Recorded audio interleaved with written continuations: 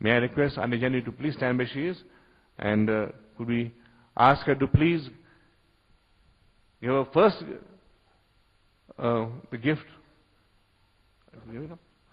for Mr. Shaji Helen of Helen Moduk. Ladies and gentlemen, please join me in giving them a big hand. Mummy, I think sit down.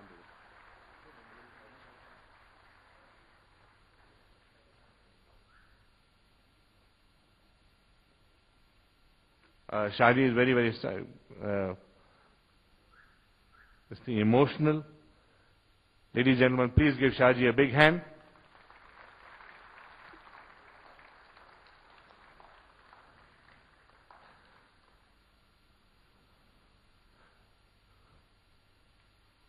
Mr. Surinder Singh, who at that time owned Mamta Radios and was a very close friend of my dad.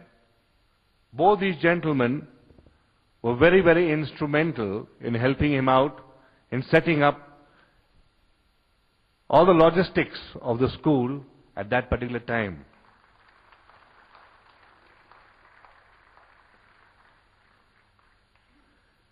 Mrs. Dulcie Butler White, sitting over here, I know she looks surprised, but a very close friend, confidant, and extremely instrumental in convincing Mummy and Daddy in opening the school. She and her late husband, Mr. Desmond Butler White, were pillars of this institution. And may I request you one more, Aunty Jenny, just one more, for Mr. R.V. Gardner, who's been with us for over the years. Mummy, there. Ladies and gentlemen, please give them a big hand.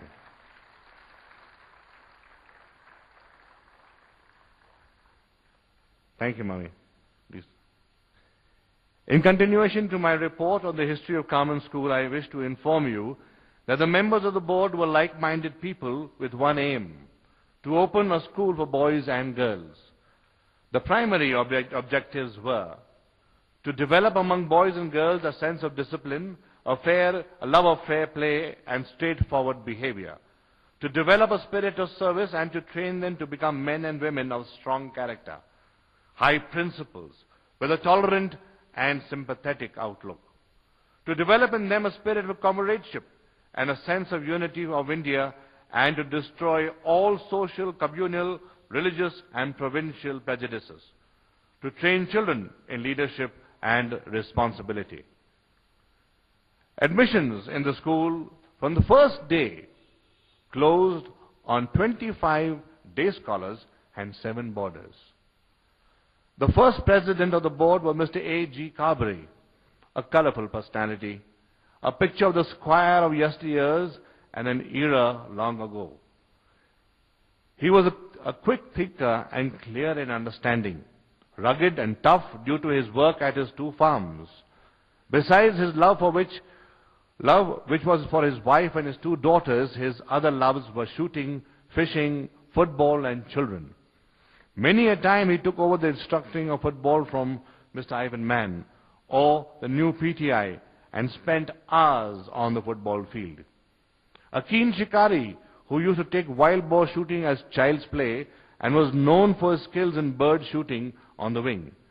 An odd panther and tiger also fell during his shikar days. His quick, loud and happy laughter still resounds in our ears, in Carmen and at his farm. Certainly a man who made his presence felt wherever he went. Mr. A.G. Kabri passed away after a 24-hour-old malady, leaving the school too quiet and the members of the board and his many family friends stunned. Having known him so closely, we knew what he would have done in any contingency, and so we took solace in the knowledge that he was with us during our most difficult times and still feel he is here somewhere close by steering this great ship. Mrs. D. Kabri, widow of Mr. A.G. Kabri, was proposed and elected as the second president of the board. New and more members were inducted to the board for wider understanding of school problems. Mrs. Dorothy Kabri was a tall and imposing lady of British stock, stern though gentle and understanding. Her broken femur bone had restricted her movement amongst the children and the members of the staff. towards the latter end of her years. She was fondly known as Granny and never failed to attract a crowd of children and staff members wherever she came in for a board meeting or as a guest to visit the school. Famed for her prowess with a gun, the lady had umpteen tigers and panthers to her credit. Her jungle stories told by many a camp on the school children's forays, during school children's forays to Cobbett Park or deep in some jungle are remembered by the ex-students even to this day. Living legends of their time is a caption I would attach to their name. Mrs. D.M. Kabri also passed away after a short illness on 9th of December 1982. We felt like orphans for a long time, but work had to be done, and knowing that a school that stands still surely dies, Dr. J.R. Skinner was requested to take the chair as President of the Board of Governors, which he did. And a new spirit was infused into all of us, and the school stayed on an even keel.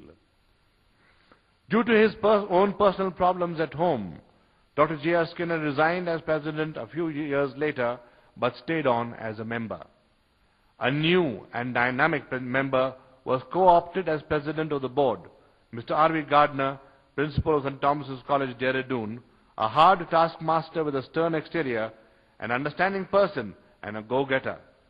His always ready, helping hand reminded Mr. Ivan Mann of a close friend of Carmen, another gentleman, late Mr. Meredith Dutre, who one day told him that the best exercise for the heart was reaching down and helping somebody up. The faith of the then members of the board has been upheld by Mr. R.V. Gardner till date. He has since then helped steer Carmen through all the ups and downs which usually accompany an institution like ours, where change is constant and perseverance to achieve success a rule and a way of life.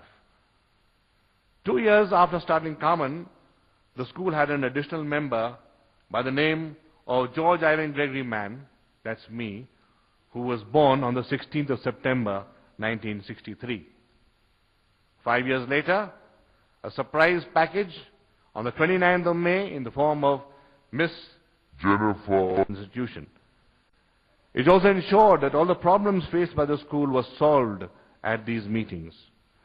For the improvement and expansion of the school over the years, a huge house situated on 54 East Canal Road was taken on rent for the residential students, the demand for which was steadily growing.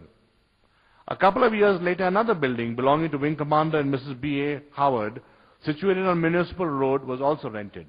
It was here that the school's primary section flourished for many years.